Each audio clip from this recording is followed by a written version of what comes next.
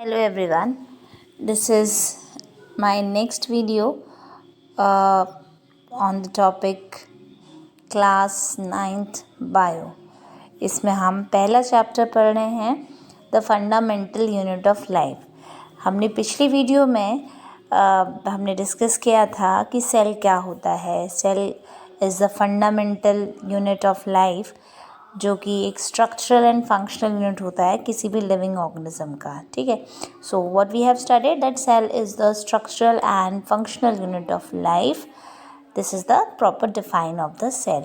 ठीक है, हमने पढ़ा था that cell was discovered by Robert Hooke. Cell किसने डिस्कवर्ड किया था? सेल डिस्कवर्ड किया गया था रॉबर्ट हुक द्वारा इन 1665। उसके बाद इसने किस में उसको डिस्कवर किया था? इसने एक कॉर्क का स्लाइस लिया था, ऐसे ट्रांसवर्स सेक्शन लिया, उसे इसने सेल्फ मेड माइक्रोस्कोप से, खुद उसने माइक्रोस्कोप बनाया था, उस माइक्रोस्कोप में इसने उस स्लाइस को रखा नीचे और इसने डिस्कवर्ड किया। उसको कैसे स्ट्रक्चर्स दिखाई दिए थे? उसे जो स्ट्रक्चर्स दिखाई दिए थे वो ऐसे थे, एक कंपार्टमेंट्स थे, खाली compartments, that is called Honey com like structure, है ना। जैसे मधुमक्खी का छत्ता होता है ना, उस तरह का उसे स्ट्रक्चर नज़र आया था। बट एक्चुअल में वो क्या था? वो डेड सेल्स थे, क्योंकि जो कॉर्क होता है वो डेड सेल होता है। प्लांट्स का जो बाहर की जो खाल होती है ना, बिल्कुल डेड हो जाती है, तो उससे ये बनता है। बाद में एक साइंटिस्ट आए जिनका नाम था ल्यूवेनहॉक। ल्यूवेनहॉक ने 1674 में, सबसे पहले 1665 में रॉबर्ट हुक ने देखा, उसके बाद ल्यूवेनहॉक ने उसने माइक्रोस्कोप को और ज़्यादा इम्प्रूव किया और फिर उसने जो फ्री लिविंग सेल्स होते हैं ना पॉन्ड में, पानी में पॉन्ड के वाटर में जो फ्री लिविंग सेल्स है, मतलब एक ही सेल इंडिपेंडेंटली रह सकता है, जिंदा रह सकता है, तो जो उसने वाटर की उसमें स्टडी किया तो उसने लिविंग सेल को डिस्कवर किया। ठीक है, उसके बाद अब लिविंग सेल क्या होता है? लिविंग सेल आपने 8th क्लास से पढ़ा है कि एक जो सेल होता है उसके अंदर बहुत सारे ऑर्गेनेलीज होते हैं, बहुत सारे, जैसे माइटोकॉन्ड्रिया होता है, एंडोप्लाज्मिक रेटिकुलम होता है। ठीक है, तो ऐसे ही जो न्यूक्लियस होता है, तो उस सेल के अंदर जो स्ट्रक्चर्स हैं उसमें सबसे पहले न्यूक्लियस की डिस्कवरी की। किसने की न्यूक्लियस की डिस्कवरी? न्यूक्लियस को डिस्कवर किया रॉबर्ट ब्राउन ने इन 1831। सी कितना डिफरेंस है। 1674 में सेल की डिस्कवरी हो गई कि एक सेल होता है, लेकिन उसके अंदर एक न्यूक्लियस होता है। उसको डिस्कवर करने के लिए लगभग कितने साल लगे हैं? 1600 से 1800।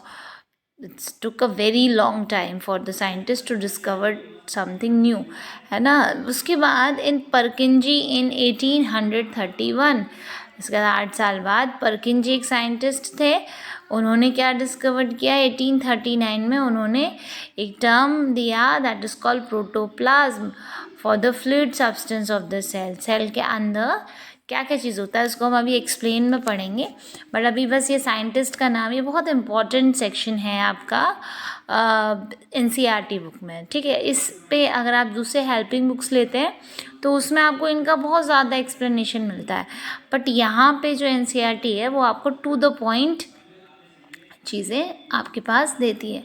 परकिंजी एक साइंटिस्ट थे जिन्होंने प्रोटोप्लाज्म टर्म को कॉइन किया, मतलब उन्होंने ये टर्म को दिया।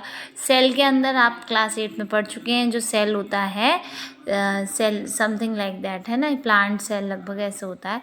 तो प्लांट सेल के अंदर जितना भी लिक्विड भरा होता है, चाहे वो न्यूक्लियस के अंदर हो चाहे वो न्यूक्लियस से बाहर हो, बट ये जो सेल मेम्ब्रेन है, इस सेल मेम्ब्रेन के अंदर जितना भी लिक्विड होगा उस लिक्विड को क्या कहा जाएगा?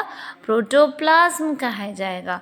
और उस प्रोटोप्लाज्म की डिस्कवरी या जो टर्म है वो किसने दिया है? परकिंजी ने दिया। ये क्वेश्चंस आपके टेस्ट में जनरली पूछा जाता है। The cell theory that all plants and animals are composed of cells and the cell is the basic unit of life was presented by two biologists, ये भी बहुत important है, Sladen and Swan. Sladen in 1830 and Swan in 1839. Cell theory was further expanded by Virchow in 1855. by suggesting that all cells arise from pre-existing cells. And with the discovery of electron microscope in 1940, it was possible to observe and understand the complex structure of the cell and its various organelles. क्या है ये चीज़, अब समझिए आप। जब cell की discovery हो गई, ठीक है, सेल की डिस्कवरी हो गई, उसके बहुत से साइंटिस्ट लगे हुए थे सेल के बारे में स्टडी करने में कि सेल एक्चुअल में होता क्या है, इसके अंदर क्या क्या ऑर्गेनेलीज होते हैं। तो जब डिस्कवरी हुई इसके बाद दो साइंटिस्ट थे, एक तो थे बॉटनिस्ट जो प्लांट्स की स्टडी करते थे। प्लांट्स भी लिविंग ऑर्गेनिज्म होते हैं और एनिमल्स भी लिविंग ऑर्गेनिज्म होते हैं। जो प्लांट्स की स्टडी करते हैं उन्हें बॉटनिस्ट कहा जाता है और जो एनिमल्स की स्टडी करते हैं उनको जूलॉजिस्ट कहा जाता है, ठीक है। तो स्लेडन जो थे वो एक बॉटनिस्ट थे और स्वान जो है एक जूलॉजिस्ट थे। इन दोनों ने ही स्टडी की, एक ने प्लांट्स पे, एक ने एनिमल्स पे। एंड उसके बाद इन दोनों का जब वर्क कंबाइंडली वर्क हुआ तो उन्होंने एक थ्योरी दी सेल के बारे में कि एक्चुअल में सेल क्या होता है। थ्योरीज़ क्या होती हैं? थ्योरीज़ ऐसी चीज़ होती हैं जो वर्ल्ड एक्सेप्टेड होती हैं। इनके खिलाफ, इनके अगेंस्ट कोई भी सेंटेंस अगर ये लोग कुछ थ्योरी प्रपोज करते हैं तो इनसे ज़्यादा नॉलेज उस फील्ड में किसी को अभी तक नहीं होती है। जब उस फील्ड से ज़्यादा नॉलेज किसी को होने लगती है तो फिर वो थ्योरी डिस्कार्ड हो जाती है, नई थ्योरी सामने आती है, ठीक है। तो ऐसे सब इन्होंने थ्योरी दी सेल थ्योरी की, या कोई उस थ्योरी में कुछ ऐड कर देता है पॉइंट्स फर्दर, जो साइंटिस्ट एक्सपेरिमेंट करते रहते हैं। तो इन्होंने थ्योरी दी, उस थ्योरी का नाम था सेल थ्योरी। इस सेल थ्योरी बहुत इंपॉर्टेंट है आपके टॉपिक में, आपको इस सेल थ्योरी के पॉइंट्स याद रखने होते हैं। तो जनरली जो हेल्पिंग बुक्स होती हैं, तो जो सेल थ्योरी थी उस सेल थ्योरी के कुछ पॉइंट्स थे, ठीक है। तो पहला पॉइंट्स इसमें दिया नहीं, इसमें दिए हैं but I will explain you. पहला पॉइंट था कि all living things either it is a plant और animals are made up of cells. पहला पॉइंट इसका है कि जितने भी लिविंग ऑर्गेनिजम्स हैं वो किससे बने हुए हैं? वो सेल से बने हुए हैं।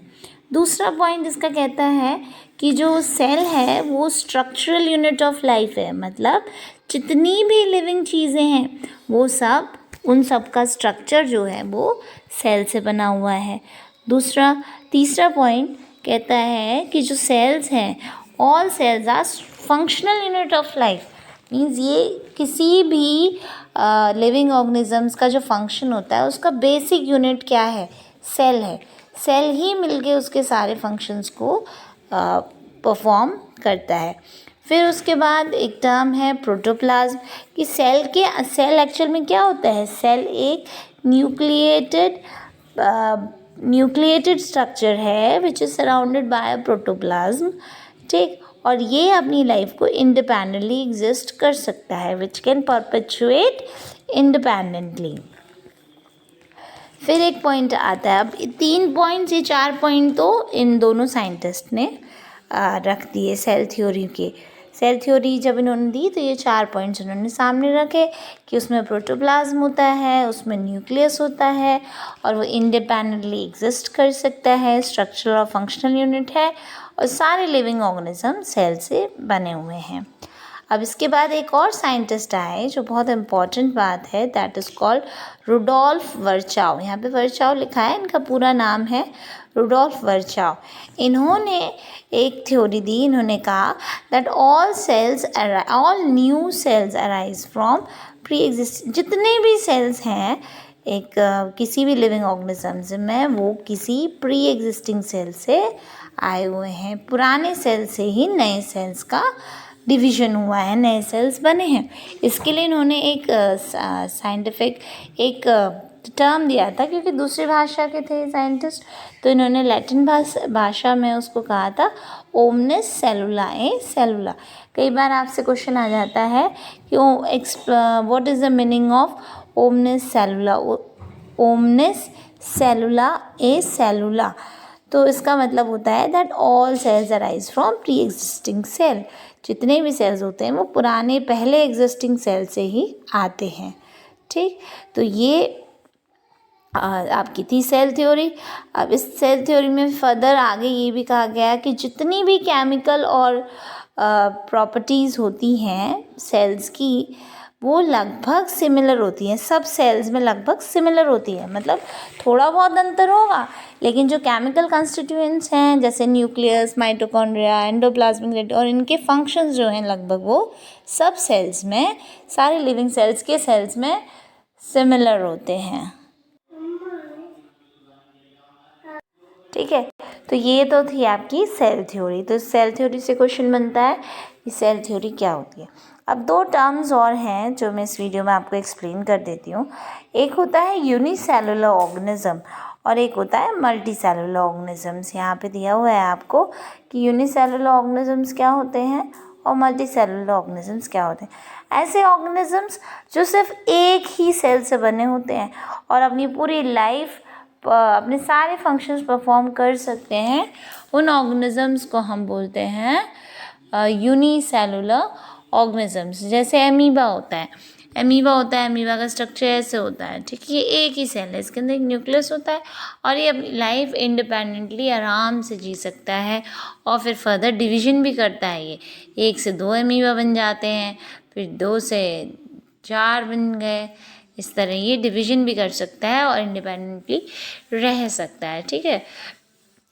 सिंगल बॉडी ही उसका फंक्शनल यूनिट हो जाता है, स्ट्रक्चरल यूनिट होता है। Whereas in multicellular organism what happen, multi cellular organisms में बहुत सारे सेल्स मिलके एक पर्टिकुलर फंक्शंस को परफॉर्म करते हैं। जैसे प्लांट्स और एनिमल्स हैं, हम लोग हैं, हमारे अंदर बहुत सारे मिलियंस ऑफ सेल्स हैं और वो सेल्स आपस में मिलके एक पर्टिकुलर टिश्यूज़ बनाते हैं। टिश्यू के बाद ऑर्गन बनता है, ऑर्गन के बाद एक ऑर्गन सिस्टम्स बनते हैं हमारी बॉडी के, और हमारी पूरी बॉडी फिर मिलके वर्क करती है, ठीक है। So we all are multi cellular organisms. अगर आपसे एग्जाम्पल पूछे जाते हैं, जनरली आपसे पूछा जाता है that what are unicellular organisms and what are multi cellular organisms.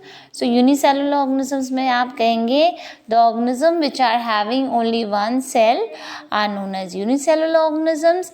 And example इसमें आगे आपको दिया हुआ है, देखो chlamydomonas, paramecium, bacteria, amoeba, these all are unicellular organisms। और multicellular organisms में पूछा जाता है then you will say the organism having more than 2 cells या more than 1 cells are known as multicellular organisms। and multicellular cellular organisms का example आपका plants और animals हो जाएगा, ठीक है। So now that's it for today's video. अब हम आगे की वीडियो में आगे इसके स्ट्रक्चर के बारे में एक्सप्लेन करेंगे, स्ट्रक्चर एंड शेप्स के बारे में। उसके बाद हम इसके धीरे धीरे इसके जो सेल के स्ट्रक्चर्स हैं, सेल किससे बना है, इसके पार्ट्स, सब चीज़ें हम इसमें एक्सप्लेन करेंगे, ठीक है। So that's all for today now and have a wonderful day all of you, and please like, share and subscribe my videos. Thank you all of you.